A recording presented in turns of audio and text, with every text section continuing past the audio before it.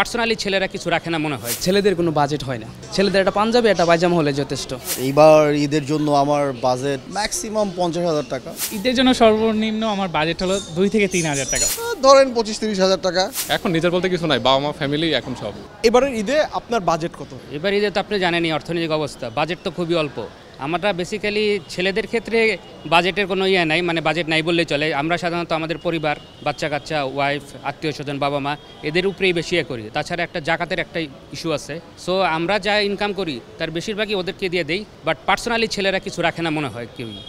আমার বাজেট আর কি হবে, আমার বাজেট আছে একটা করছি, একটা আল্লাহ যেটা আমার রিজিকে দিচ্ছে করছি। যেমন একটা পাঞ্জাবি কিনবো 5,000, 6,000, 7,000 টাকার মধ্যে পাঞ্জাবি কিনবো।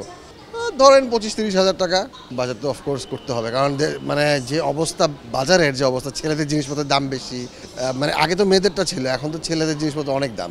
এটা এখন আমার কিনতে গেলে 25-30 হাজার টাকা বাজেট করতেই হবে।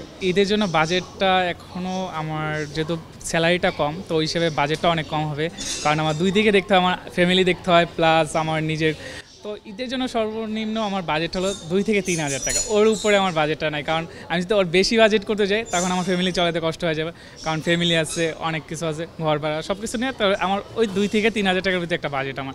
ওই টাকাটা দিয়ে আসলে কি কিনবেন চিন্তা করে রেখেছে? ওই টাকা দিয়ে আমার কেনার মতো হয়তো একটা প্যান্ট, একটা শার্ট, এইরকম টুকটাক কিছু, মানে 2-3 হাজার টাকা যেই জিনিসটা পাওয়া যায় ওটাই আমার কিনতে হবে। হয়তো বা বড় কোনো মার্কেটেও যেতে পারবো না, ছোটোখাটো একটা মানে ফুটপাতে যা থাকে ওইগুলো কিনতে হবে আমার।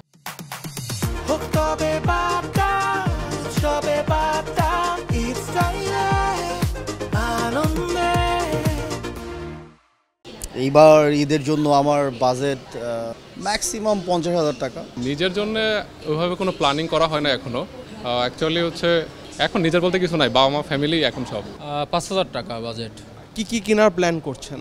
প্ল্যান হলো পাঞ্জাবি কেনা, ট্রাউজার কেনা, লোফার কেনা, এগুলোই বাজেট আছে আর কি। আসলে মধ্যবিত্ত পরিবারের জন্য সবসময় ছেলেদের জন্য তো বাজেট হয় না। আসলে বলতে গেলে ছেলেদের কোনো বাজেট হয় না, কারণ ছেলে মানুষ তো মানে সব কিছু মেনটেন করে ছেলেদের চলতে হয়। এজন্য দিন শেষে দেখা যায় যে ছেলেদের একটা পাঞ্জাবি একটা পায়জামা হলে যথেষ্ট, 2-3 হাজার টাকা হলে যথেষ্ট। মেইনলি ঈদের বাজেট আছে, কিন্তু হালকা, অতটা আমি বাজেট রাখি না আর কি ঈদের মধ্যে আর কি।